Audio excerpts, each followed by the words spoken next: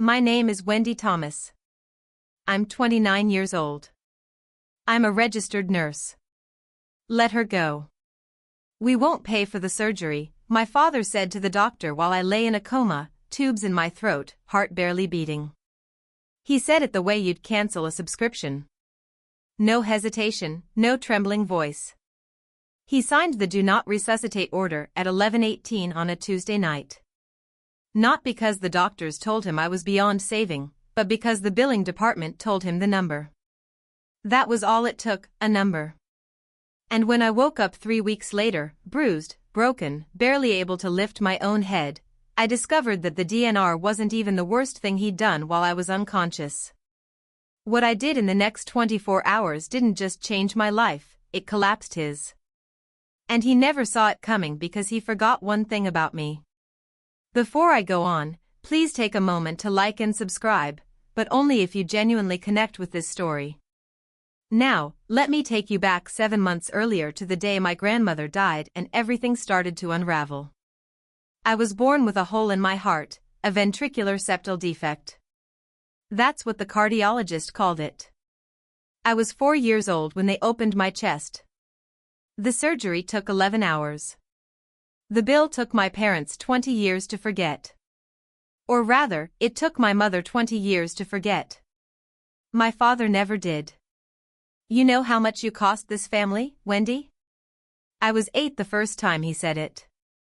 I'd asked for new sneakers. Mine had a crack along the sole and my socks got wet every time it rained. He was sitting at the kitchen table with a stack of medical bills.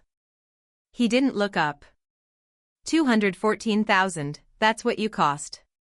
I didn't get the sneakers. By the time I was 12, I'd stopped asking for anything. By 15, I was babysitting 3 houses on our block to pay for my own school supplies. By 18, I signed my first student loan alone, while my older sister, Meredith, packed for the state university my parents were funding in full. Nobody questioned it. Meredith got a car at 16. I rode the bus. Meredith got her tuition paid. I got a repayment plan.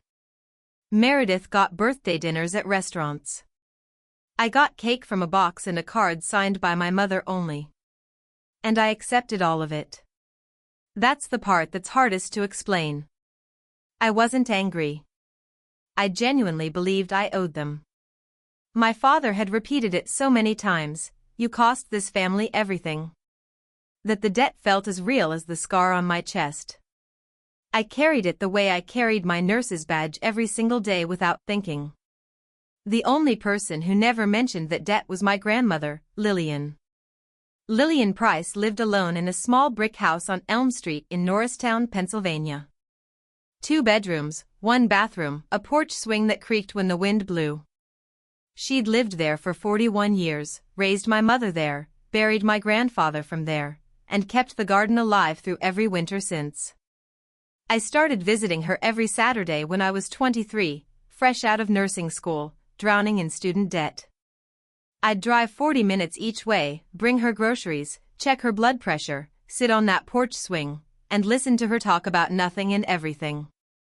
She never once said, "You owe me." She said things like, "Tell me about your week, sweetheart, and did you eat today?" And once near the end, her hands shaking, her voice barely above a whisper, she said something I didn't understand. "I've taken care of things for you, Wendy. When the time comes, a man named Kessler will find you." I smiled and squeezed her hand. I thought she was confused. She got like that sometimes, or so I believed. She was 84. I assumed it was the medication talking. My father hated that I visited her. "You're wasting gas," he'd say. "She doesn't even remember your name." That was a lie. Lillian was sharp until her last breath. She remembered everything, including things my father wished she'd forget. She died on a Thursday in March. Quietly in her sleep, in that brick house on Elm Street. My father organized the funeral, small, quick. He didn't let me read a eulogy. "Keep it short," he said at the door of the funeral home. We're not making a spectacle. I stood in the back row and said goodbye in silence. Lillian had said Kessler would find me. I didn't know who Kessler was. Not yet. It would take a coma, a signed death order, and 4 days in a hospital bed before that name meant anything at all. 3 months after Lillian's funeral, I was driving home from a 12-hour overnight shift at the hospital. It was 4:17 in the morning. Route 202, light rain. I remember the clock on my dashboard because I was calculating how many hours of sleep I could get before my next shift. 6 if I skipped breakfast. 5 if I showered. I never made that calculation again. The pickup truck ran the red light doing 50. It hit the driver's side of my car so hard the frame folded inward like paper. I don't remember the sound. I don't remember the glass. I'm told I was conscious for about 90 seconds after impact, long enough for the paramedic to hear me say my name, then nothing. Traumatic brain swelling, for broken ribs, internal hemorrhaging. The ER team at St. Catherine's, my own hospital, the place where I clocked in and out 5 days a week, opened me up within the hour. But the bleeding wouldn't stop. They needed a second surgery, a specialist, more time in the OR, and someone had to authorize it. I had no husband, no children. The emergency contact on my hospital file was the same name that had been there since I was 18 because my father had insisted on it. Gerald Thomas, next of kin. They called him at 10:30 that night. He arrived at 10:47. I know the exact time because the front desk logged it. He didn't go to my room first. He didn't ask the nurse how I was doing. He didn't ask if I was in pain or if I was afraid or if I had woken up even once. He walked straight to the billing department and he asked one question: how much is this going to cost? I learned what happened next from a woman named Patricia Walsh. Everyone at St. Catherine's called her Pat. She was our head nurse, 28 years on the floor, a voice like gravel and a memory that missed nothing. Pat was at the nurse's station when my father walked out of billing and found Dr. Richard Hale, the surgeon managing my case. She heard every word. The second surgery, my father said, what's the estimate? Dr. Hale told him. 180 to 240, depending on complications. Insurance would cover part of it, but there'd be significant out-of-pocket, especially because my father was co-signer on some of my old medical accounts. He'd insisted on that when I was 18. I thought it was a kindness. It was a leash. My father didn't blink. She doesn't have a healthcare proxy, he said. I'm her father. I'm the decision maker here. Dr. Hale nodded carefully. That's protocol when no proxy is on file. Next of kin steps in. And then my father said it. Let her go. We won't pay for the surgery. Pat told me later that Dr. Hale didn't respond immediately. He stared at my father for a long time. My father didn't look away. She's been a financial drain her whole life. My father said, don't resuscitate. He signed the DNR form. His hand was steady, no hesitation. He put the pen down, asked if there was anything else he needed to sign, and walked toward the elevator. He didn't visit my room. He didn't look through the glass. He didn't say goodbye. Pat stood behind the station counter, gripping the edge with both hands. She told me her knuckles were white. She told me she wanted to scream. She didn't scream. She did something better. She sat down and opened my employee file. Every nurse at St. Catherine's fills out an emergency packet during onboarding. Contact information, insurance, allergies, and a healthcare proxy designation. Most people skip that last section. I didn't. 3 years before that night, I had signed my healthcare proxy over to Deborah Owens. Deborah was my best friend from nursing school. She lived 45 minutes away in Cherry Hill, New Jersey. She was listed clearly on my employee file. Name, phone number, relationship. Pat found it in under 2 minutes. She called Deborah at 11:14 p.m. Deborah picked up on the second ring. Pat told her what had happened, the accident, the coma, the surgery that needed authorization, and a father who had just signed an order to let his daughter die. Deborah didn't ask questions. She said, "I'm leaving now." She drove 90 minutes through rain. She walked into St. Catherine's at 12:51 a.m. with her driver's license, a copy of the proxy form she'd kept in her filing cabinet, and hands that were still shaking. She revoked the DNR. She authorized the surgery. Dr. Hale scrubbed in within the hour.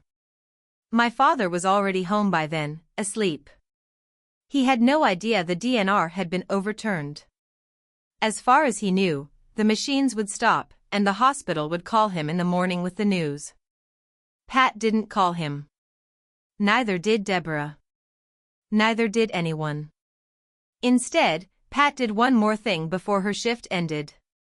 She opened an internal incident report, the kind that gets filed when a staff member witnesses a protocol concern.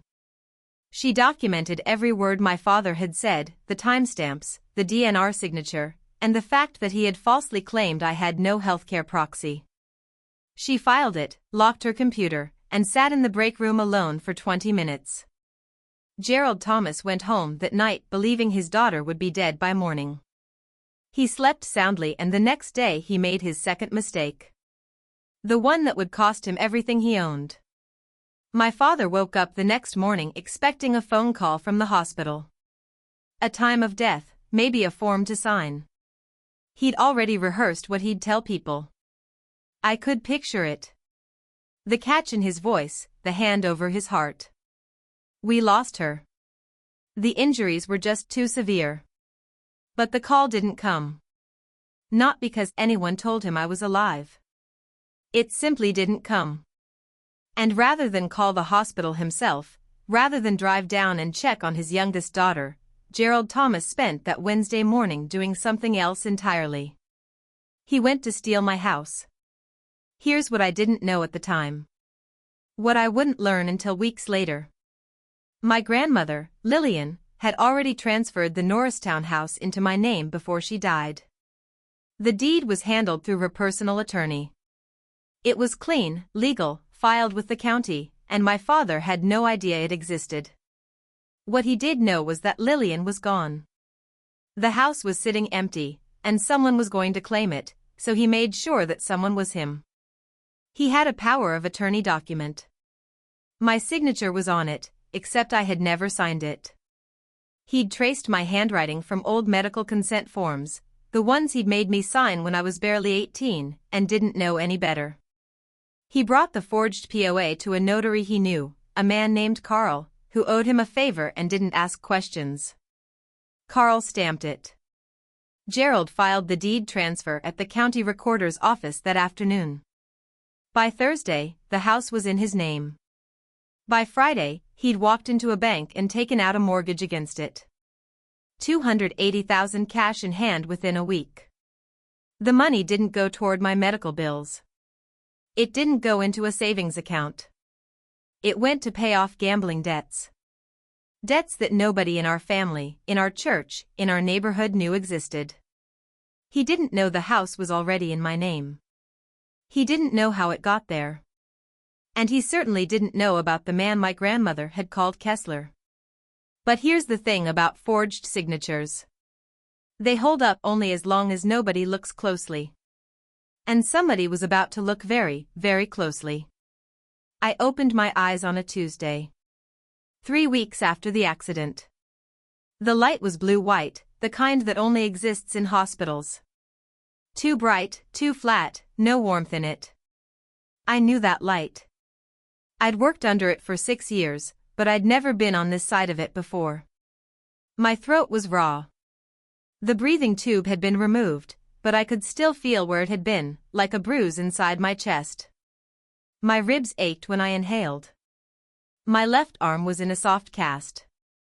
Everything was heavy. Even blinking took effort. The first face I saw was Pat's. Not my father's. Not my sister's. Pat. She was standing by the window with her arms crossed, watching my monitors. When she saw my eyes open, she didn't gasp or rush over. She pulled a chair to my bedside and sat down.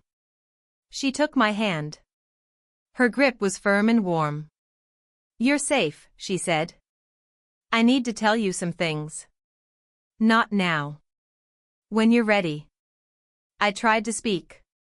My voice came out cracked. Barely a whisper. "How long?" 3 weeks. "Surgery went well. You're going to be fine." I closed my eyes again. Not because I was tired. Because I was trying to remember how I'd ended up here. The truck, the red light, the sound of the door opened. My father walked in at 2:17 that afternoon. The nurses logged it. I know because I checked later. He stood in the doorway for a moment. I watched his face carefully. There was something there, a flicker half a second before his expression rearranged itself into something softer, something practiced. I've read 1,000 faces in the ICU. Fear of losing someone looks different from fear of being caught. He rushed to my bedside. He grabbed my hand. Tears streamed down his cheeks. "Oh, sweetheart, we were so scared." "Thank God. Thank God you're okay."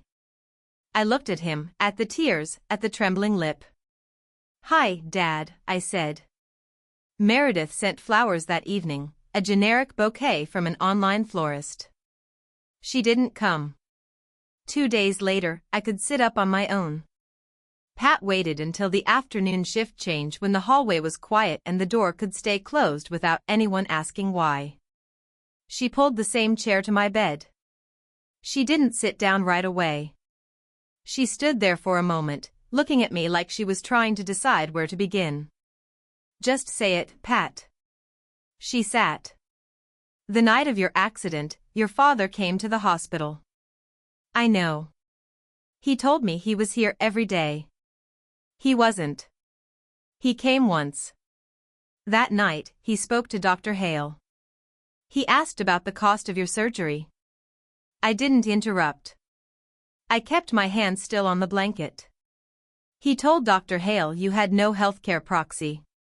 He said he was the sole decision maker and then he signed a do not resuscitate order." The room was quiet. The monitor beeped. I counted 3 beeps before I spoke. "He signed a DNR." "Yes." "On me." "Yes." "What did he say exactly?"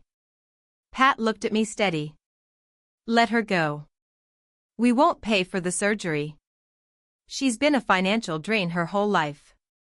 I closed my eyes, not because I was surprised, because I finally had the words for something I'd felt my entire life. The shape of a truth I'd always known, but never heard spoken aloud. I was a line item, a cost, a number on a bill that never stopped growing. I opened my eyes. "How am I alive?" "I found your proxy in your employee file, Deborah Owens." I called her. "She drove here in the middle of the night and authorized the surgery." "Is it on record what he did?" "Incident report filed and timestamped his exact words." I stared at the ceiling for a long time. Then I looked at Pat. "Get me my phone." She reached into the drawer of my bedside table and handed it to me. I powered it on. 32 missed calls from my father. 11 from Meredith. I scrolled past all of them. I opened my contacts and found a name I hadn't called in months. A name my grandmother had given me. Kesler. The phone rang twice. "This is Donald Kessler." The voice was calm, measured, the kind of voice that has read 10,000 documents and is surprised by none of them. "Mr. Kessler, my name is Wendy Thomas." "I think my grandmother, Miss Thomas," he cut me off gently. "I've been trying to reach you for 4 months." I gripped the phone tighter. My ribs protested. "I didn't care." He explained. Lillian Price had come to his office 2 years before she died. She sat across from his desk, sharp-eyed and clear-headed, and told him she wanted to make a will, not through the family attorney, not through anyone her son-in-law might know, through him, privately, notarized by his own staff, sealed. The will was simple. The house on Elm Street in Norristown to Wendy Marie Thomas solely. A trust account containing $85,000 to Wendy Marie Thomas solely. No other names, no conditions. It was probated 5 months ago. Kessler said the court confirmed it. The deed transfer to your name was filed and recorded. I sent certified letters to your address. They were returned. I called your listed phone number. Someone told me you'd moved out of state and didn't want to be contacted. My father. That was my father's voice on the line telling Kessler I was gone. I'm in the hospital, Mr. Kessler. I was in a car accident. I've been in a coma for 3 weeks. A pause. I'm sorry to hear that, Miss Thomas. The house, I said. Is it still in my name? A longer pause. Let me pull the current deed records. I'll call you back within the hour. I hung up and set the phone on my chest. Pat was still in the room standing by the door. Your grandmother told me you'd call, Kessler had said before we hung up. She said, Wendy always comes through. Just give her time. 1 hour. That's all it took for Donald Kessler to discover what my father had done and for my plan to begin. The phone rang 53 minutes later. Kessler's voice was different now, still measured, but there was an edge beneath it. The controlled tension of a man who has just read something he wasn't expecting. Miss Thomas, the deed to your grandmother's property was transferred out of your name 3 weeks ago. I stared at the 4 drip on my arm, counted the drops. 1, 2, 3. Transferred to whom? Gerald Thomas, your father. Using a power of attorney. I never signed a power of attorney, Mr. Kessler. I know you didn't because I have the original deed transfer from probate. Your name notarized by my office. No POA was ever authorized by you or recorded through my firm. So, it's forged. That is my assessment. Yes. And there's more. I ran a lien search on the property. A mortgage was recorded against it 6 days ago. $280,000, the number sat in the room like a third person. I could hear Kessler breathing on the other end waiting. He leveraged the house. He did. I reached for the pen on my bedside table. My hand wasn't shaking. I don't know why. Maybe because none of this was surprising. Maybe because I'd spent 29 years learning exactly who my father was. And this was simply the final lesson. I wrote down every number Kessler gave me. The mortgage amount, the recording date, the lien holder, the notary stamp number. Miss Thomas, do you want to press charges? Not yet. I want to see how deep this goes first. There is one more thing, Kessler said. Your grandmother left you a letter sealed. She asked me to deliver it to you in person, only to you. I set the pen down. When can you come to the hospital? Tomorrow morning, 9 o'clock. I'll be here. I hung up, wrote the last number down, then I turned to Pat, who had been standing silently by the window the entire time. Pat, I said, what time did my father sign the DNR? 11:18 p.m. I wrote that down, too. Gerald Thomas visited his daughter the next afternoon with a bouquet of yellow roses and a Tupperware of banana bread that Meredith had baked. He sat both on the table beside my bed, kissed my forehead, and sat down with the sigh of a man carrying an enormous burden. He was good at this, the performance. I'd watched it my entire life. At parent-teacher conferences, at church potlucks, at holiday dinners, the weary father, the silent provider, the man who sacrificed everything and never complained. The doctors say you'll be out in a week, he said, squeezing my hand. We'll take care of everything. Thank you, Dad. Meredith came this time. First visit since the accident. She stood at the foot of my bed with her phone in her hand and a tight smile that didn't reach her eyes. "We were so worried," she said. "I couldn't sleep for weeks." I looked at her. She looked at the window. My father leaned forward, his voice low and warm. The voice he used when he wanted you to feel held. "Don't worry about the medical bills, sweetheart. We'll figure it out as a family. That's what families do. That's what families do." The man who signed my death order was sitting at my bedside holding my hand, telling me about family. "As a family," I repeated. I squeezed his hand back. I smiled. He smiled too, satisfied. He thought the script was working. They stayed for 40 minutes. Gerald talked about the weather, the Phillies, a leak he'd fixed for a client on Saturday. Meredith checked her phone 11 times. Then they left. I watched the door close behind them. I sat still for 10 seconds. The room was silent. Then I picked up my phone and called Kessler. "Mr. Kessler, when can you come?" "Bring the letter." Donald Kessler arrived at 9 the next morning. He was shorter than I'd imagined. A quiet man in a gray suit, silver-rimmed glasses, a leather briefcase that had seen decades of use. He shook my hand gently, mindful of the 4-line, and pulled a chair beside my bed. "Your grandmother spoke about you often," he said. "Every meeting she mentioned you." He opened the briefcase. Inside was a manila envelope sealed. Lillian's handwriting on the front. Just my name, Wendy. I broke the seal carefully. Inside was a single sheet of paper folded twice. Her handwriting was thin but steady. She had written this while she could still hold a pen. "Wendy, I know your father will try to take everything he already has over the years. My pension, my savings, things I never told you because I didn't want to break the family apart. That was my mistake. Don't make it yours. The house is yours. The money is yours. Mr. Kessler has all the paperwork. Don't let anyone take what's yours. Not even your father. Especially your father. You are stronger than me, sweetheart.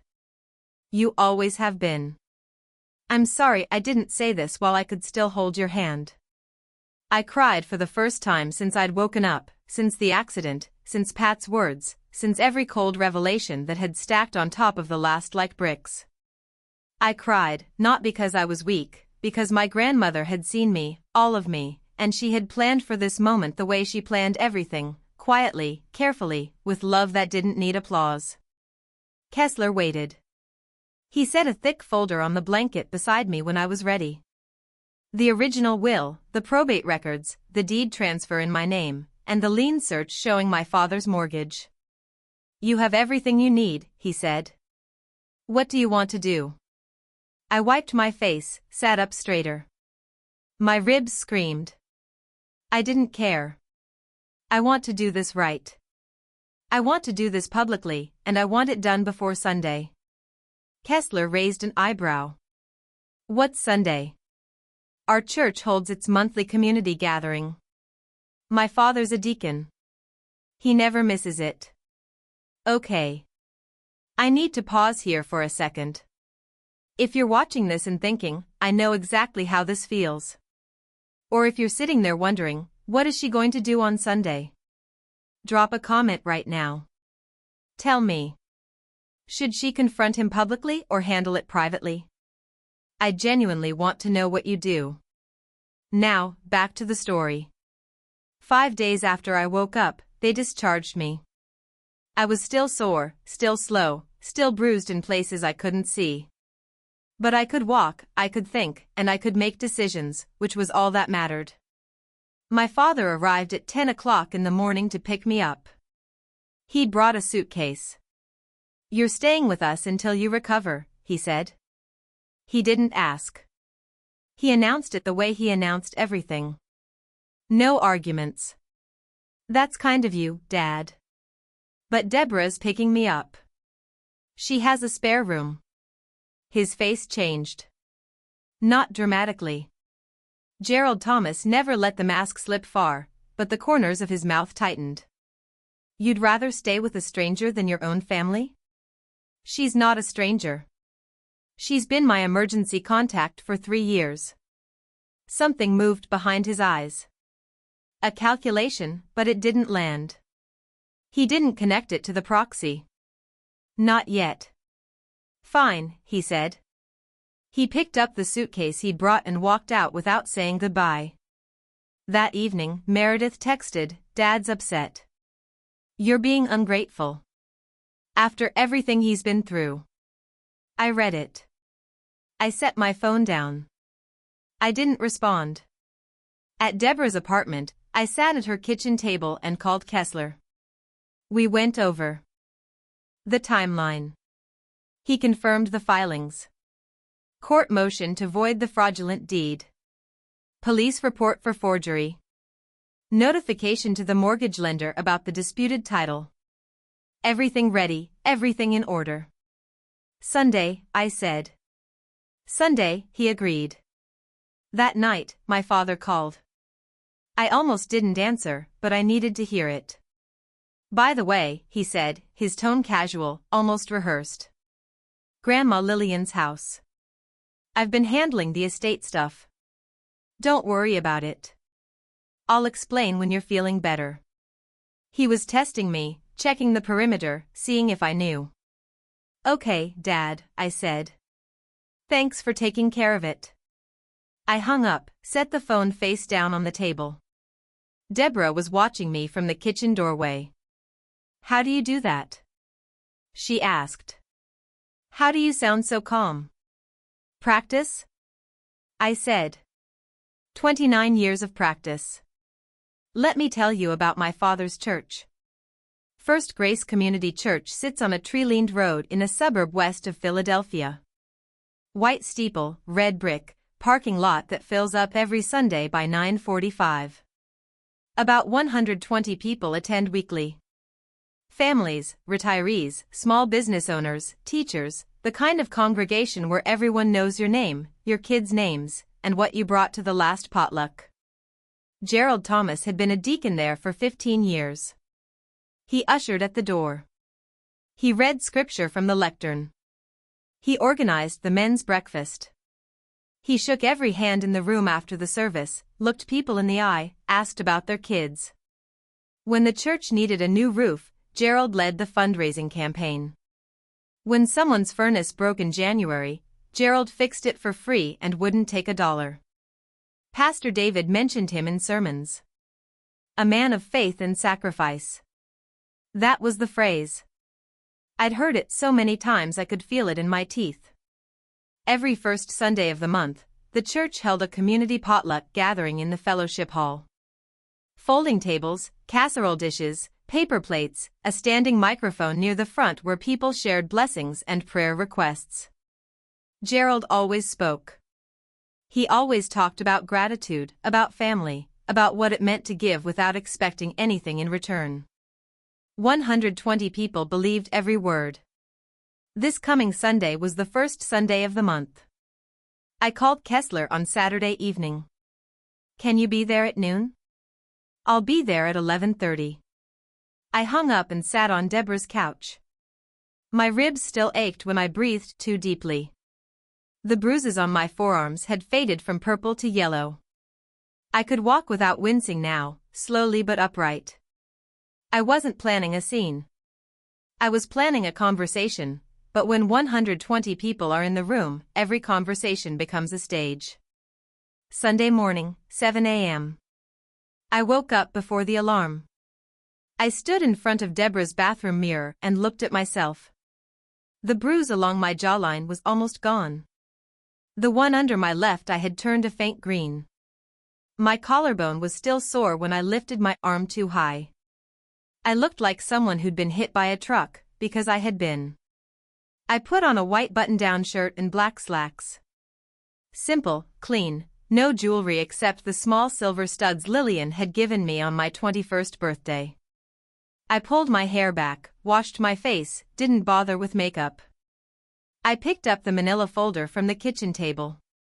Inside, copies of Lillian's will, the original deed in my name, the county's lien records showing my father's mortgage, and the redacted incident report Pat had provided, the one with my father's words printed in black ink on hospital letterhead.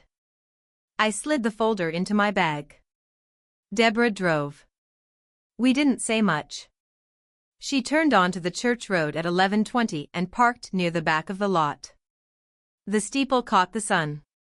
"Are you sure about this?" she asked. "I've never been more sure." She squeezed my hand. "Whatever happens in there, I'll be right outside." I nodded. I opened the car door. Kessler was already there. I spotted him near the entrance. Gray suit, leather briefcase, standing by the flagpole with the patience of a man who billed by the hour and had nowhere else to be. He saw me. He gave a single nod. I walked through the front doors. The service was already underway. Hymns, warm air, the smell of old carpet and coffee. I slipped into the last pew and sat down. My father was in the front row. He turned at the sound of the door, saw me. His face lit up. The proud father, the grateful deacon, the man of faith and sacrifice. He raised his hand and waved. I waved back. A small wave. A patient wave. Meredith sat beside him. She glanced at me. She didn't wave. The service ended at noon. The congregation filed into the fellowship hall. A wide low-ceiling room with fluorescent lights and folding tables arranged in rows. Foil pans of baked ziti and green bean casserole. Paper plates stacked beside a tower of napkins. The standing microphone near the front plugged into a small speaker that hummed quietly. Gerald was already up there. He always was. He stood beside the microphone with his hands clasped in front of him, waiting for the room to settle. 120 people found their seats. Chairs scraped against linoleum. Children darted between tables. He tapped the mic. "Good afternoon, everyone. I want to start with something personal today." The room quieted. As many of you know, my youngest daughter, Wendy, was in a serious car accident last month. She was in a coma for 3 weeks. The doctors weren't sure she'd make it. He paused. He was good at pauses, but God is faithful.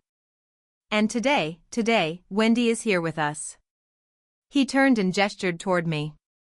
I was standing near the back wall. Every head in the room turned. Applause.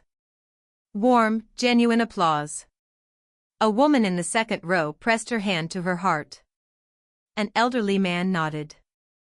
As a father, Gerald continued, his voice cracking at exactly the right moment. There is nothing more terrifying than almost losing your child. I prayed every single night. I never left her side. I felt the words land in my chest. Not like a wound, like a key turning in a lock. I never left her side. He said that to 120 people who had no reason to doubt him. Family is everything, he said. That's what I've always taught my girls. He looked at me. He smiled. He opened his arms just slightly, the universal gesture of a father expecting an embrace. I smiled back. I walked toward him. The room watched with soft, expectant eyes. "Dad," I said loud enough for the first 3 rows to hear. "Can I say a few words?" He didn't hesitate. He couldn't. Not in front of 120 people who had just heard him call me his miracle. "Of course, sweetheart." He handed me the microphone.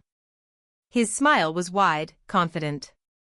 He stepped to the side, hands behind his back, playing the supporting role perfectly. I wrapped my fingers around the mic. It was warm from his grip. I didn't look at him. I looked at the room. Thank you all for your prayers.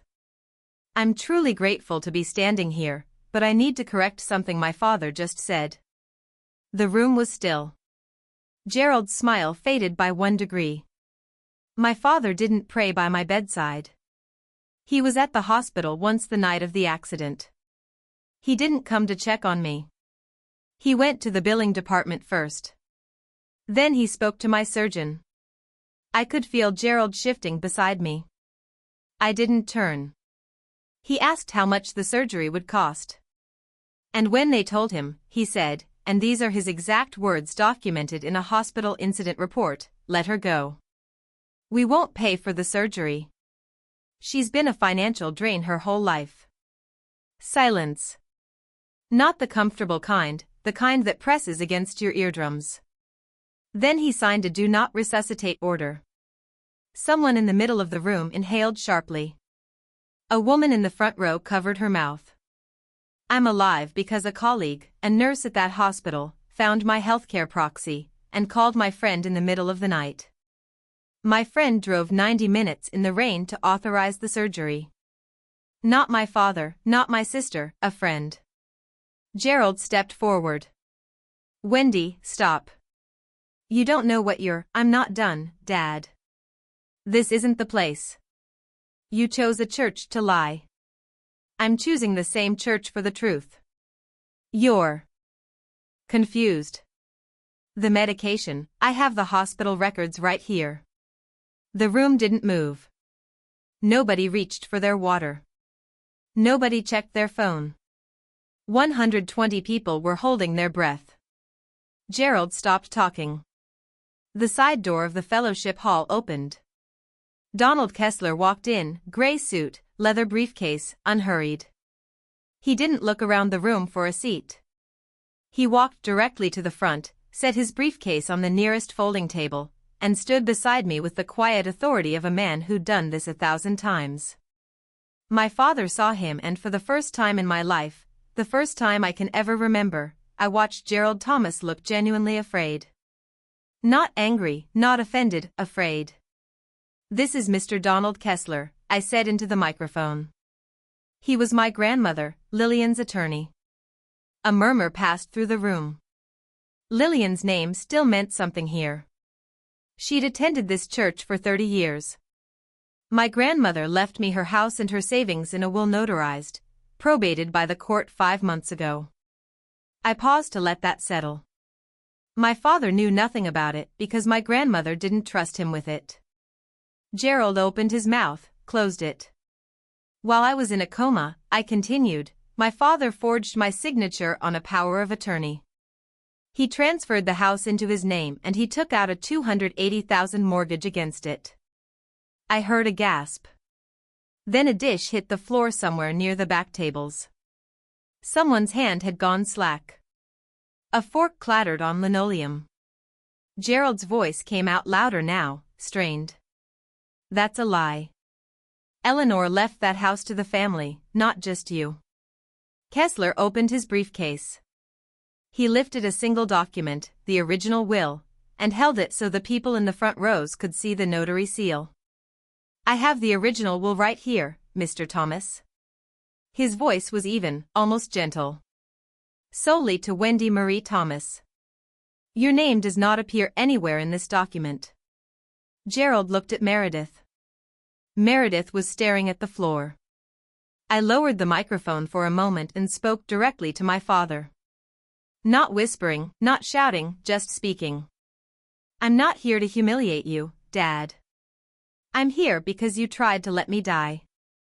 And when that didn't work, you robbed me. I know this is a lot. If this story is hitting you hard, you're not alone.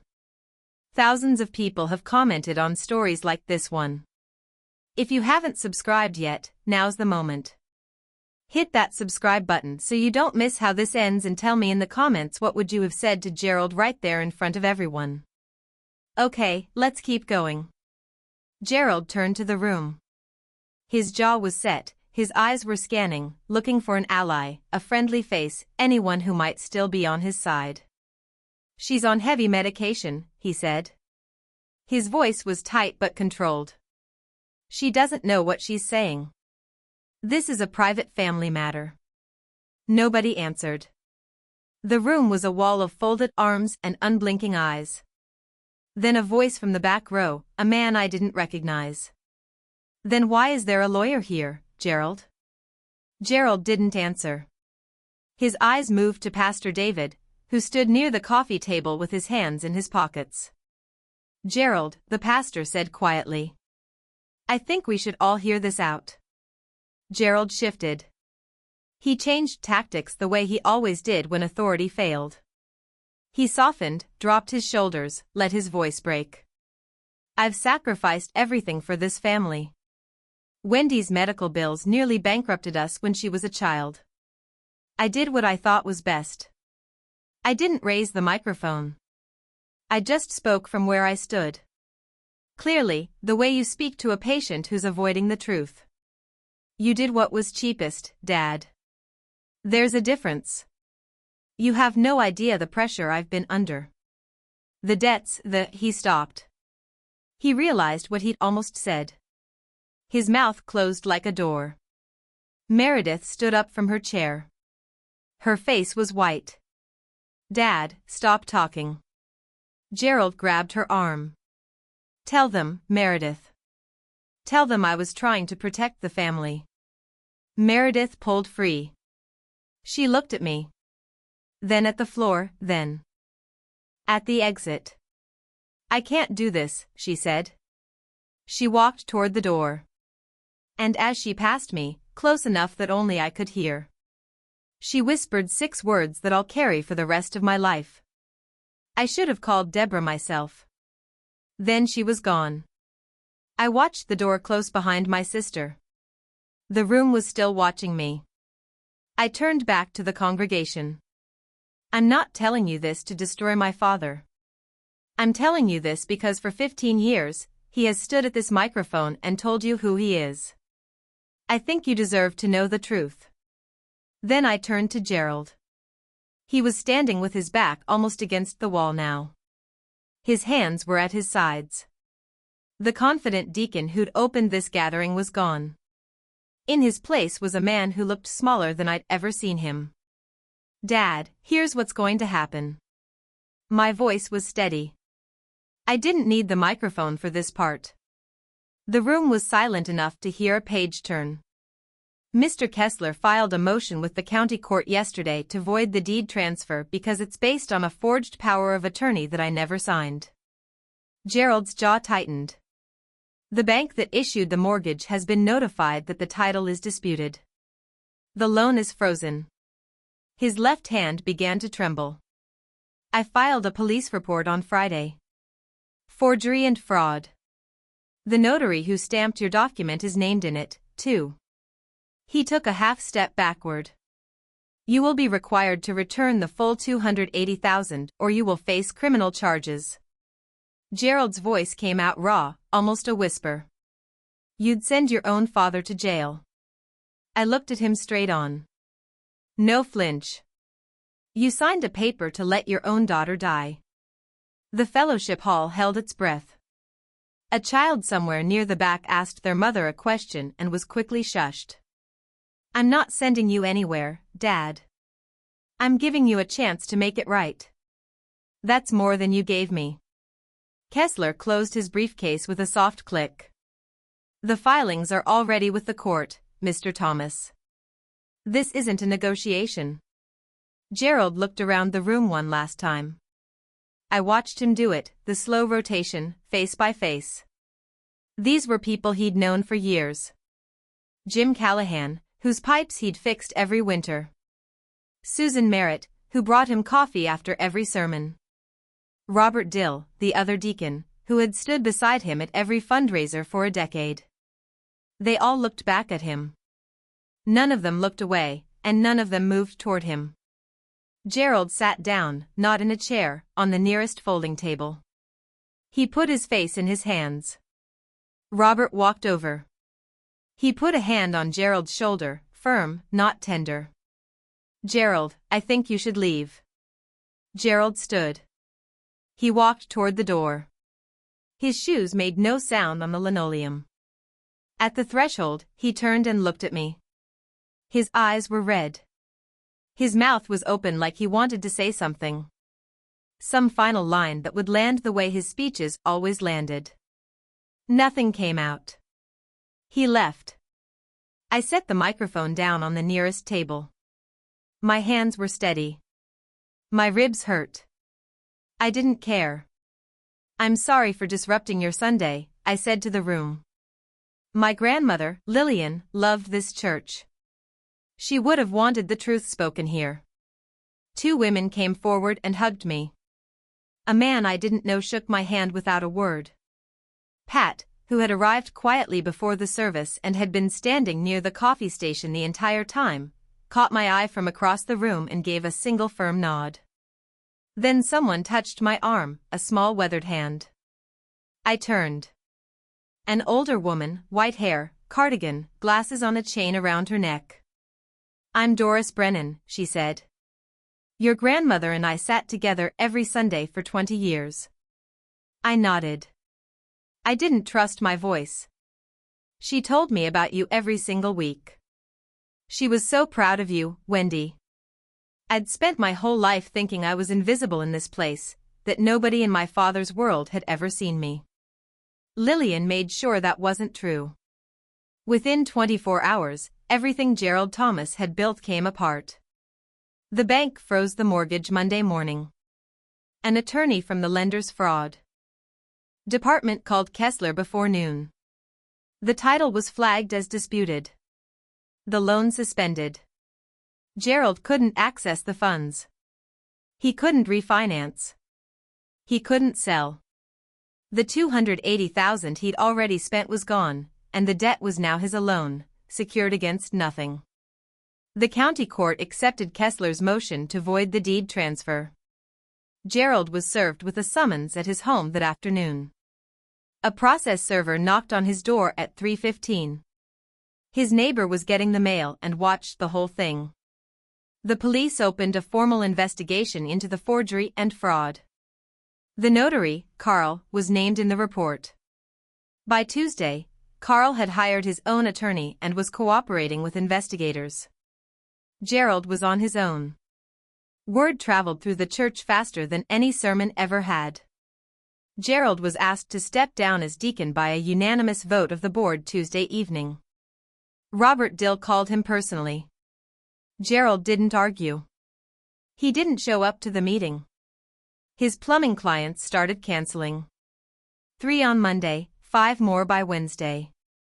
Most of them were church members. One of them, Jim Callahan, texted him a single sentence. Don't come to my house again. Gerald called me at 10 that night. I answered. You destroyed me, he said. His voice was flat, emptied out. No, Dad. You destroyed yourself. I just stopped covering for you. He hung up. He called Meredith next. She didn't pick up. One more thing surfaced that week. Kessler found it during a routine check of my records. 3 years earlier, Gerald had changed the beneficiary on my life insurance policy from Deborah to himself. My signature was on the form. I never signed it. He had a plan for every version of my death, and none of them included saving me. Meredith called 3 days later. I was sitting on Deborah's couch, a heating pad across my ribs, a cup of tea going cold on the table. My phone buzzed, her name on the screen. I stared at it for 2 full rings before I picked up. Wendy. Her voice was thick. She'd been crying. I need to say something. Then say it. I knew about the DNR. I was in the waiting room when Dad went to talk to the doctor. He told me what he was going to do. I didn't stop him. I said nothing. I let the silence do what silence does. And the house, I knew about that, too. He promised me $85,000 if I kept quiet. And you kept quiet? Yes. While I was in a coma. Yes. Her voice cracked. I was scared of him, Wendy. I've always been scared of him. I know that's not an excuse. It's not. She was crying now. Hard the way she used to cry when we were children. Messy, loud, uncontrolled. I remembered that sound. It used to make me want to fix things for her. I'm not asking you to forgive me, she said. I know I don't deserve it. You're right. You don't. Not right now. A long pause. I could hear her breathing ragged, thin. But I'm not going to pretend you don't exist, Meredith. If you want to rebuild something with me, not with Dad's money, you know where to find me. She didn't say anything for a while. Then quietly, Grandma Lillian sent me a letter, too. I sat up. She wrote, I love you, Meredith, but you are too much like your father. Choose differently. The line went silent. Did you? I asked. Choose differently? She didn't answer. Because we both already knew. Forgiveness isn't something I owe anyone. But the door isn't locked. It's just closed. She'll have to knock. 1 month later, the deed to Lillian's house was back in my name. The court voided the transfer on a Wednesday. Kessler called me at 10 in the morning with the ruling. I thanked him. He said, thank your grandmother. Then he paused and added, she would have loved watching you in that fellowship hall. Gerald faced criminal charges, forgery in the 3rd degree, fraud, mortgage fraud. His attorney advised a plea deal, probation, full restitution, no prison time if he cooperated. Gerald accepted. He didn't have a choice. The evidence was overwhelming, and Carl, the notary, had already told investigators everything. Gerald sold his house to cover the debt. It wasn't enough. The remaining balance would follow him for years. He moved in with his brother in Allentown. I heard this through Meredith, who heard it from a cousin. I didn't verify it. I didn't need to. Meredith lost 2 real estate listings from church members. She didn't lose her license. She wasn't charged. She hadn't signed any documents. But people remembered. People always remember. I went back to work part-time at first. Pat rearranged the schedule, so I'd only do day shifts for the first 2 months. She didn't make a big deal about it. She just handed me the new rotation and said, welcome back, Thomas. On a Saturday in late October, I drove to Norristown. I parked on Elm Street. I walked up to the brick house with the creaking porch swing and the garden that had gone a little wild. I turned the key in the front door. My key in my door and stepped inside. Lavender. That's what I smelled first. Lillian's lavender sachets tucked into every drawer and closet. The scent of a woman who'd planned for everything. Her photo sat on the mantel. The 2 of us on the porch swing, squinting into the sun. I don't remember who took it. I sat in her rocking chair. I didn't turn on the TV. I didn't check my phone. I just sat. For the first time, I was in a house that was mine. Not because I'd earned anyone's approval, but because someone had loved me enough to make sure I'd be okay. I used to believe that being a good daughter meant absorbing whatever my family threw at me. Every insult, every guilt trip, every time my father reminded me what I'd cost him, I took it all in and said, thank you. Because I thought that's what love required. Silence, gratitude, obedience. I was wrong. Setting a boundary isn't revenge, it's survival. And sometimes survival looks like a quiet man in a gray suit, a stack of notarized papers, and the courage to stand in front of 120 people and say, this is what actually happened. I don't hate my father. Hating him would mean he still controls how I feel. He doesn't. Not anymore. He is a man who made terrible choices driven by debts he was too proud to admit and an addiction he was too ashamed to face. That doesn't excuse what he did. But it does explain why I don't need to carry his weight on my shoulders any longer. If you're watching this and you see yourself anywhere in my story, in the guilt, in the silence, in the bone-deep belief that you owe people who have hurt you, I want you to hear this clearly. You don't. You don't owe anyone your health. You don't owe anyone your home. And you certainly don't owe anyone your life. My grandmother Lillian taught me that. Not with lectures, not with shouting, with a letter, a house, and a lawyer named Kessler. I still go to church, by the way. Different church, same God, smaller congregation, friendlier coffee, and I sit in the front row. Not because I need to be seen, because I'm done hiding in the back. Thank you for staying with me until the very end. If Wendy's story resonated with you or reminded you of someone you love, leave a comment below. Tell me, what boundary have you set that changed your life? I'd love to hear your story. And if you want more stories like this one, check the description. There's one waiting for you that I think you'll connect with even more. Subscribe and I'll see you in the next.